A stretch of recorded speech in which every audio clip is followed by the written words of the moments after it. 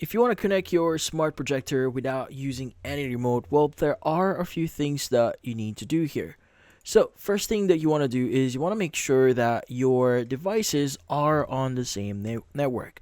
So, make sure the projector is connected to your home Wi Fi and your phone is on the same network. Now, the app pairing usually requires you to basically be on the same network.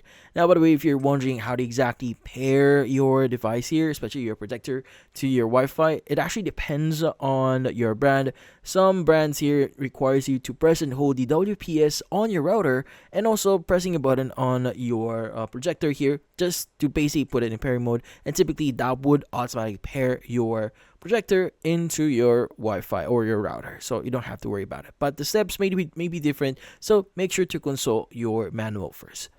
Now, next is you want to find and download the projector or projector makers app from your phone's app store. Now, some brands provide a dedicated remote app. Some of them just requires you to download some basic app here.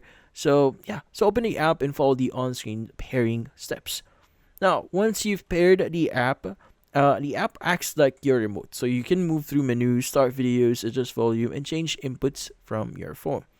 Now, some models out there or some smart projectors have a USB port for adding USB keyboards or mouse if available. Now, if your projector has USB ports, you can go and just plug in a USB mouse or keyboard, and basically the mouse moves the cursor and the left click acts as an enter.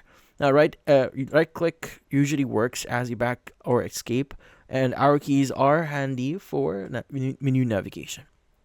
Now, also, not every projector supports USB input, like what it said. Devices are or every app features, so compatibility depends on the projector's OS and USB implementation. Now, if pairing fails here, check firmware updates for the projector and the app and try restarting both devices. But that's about it. Hopefully, this video was able to help you like and subscribe to our channel. Thank you for watching.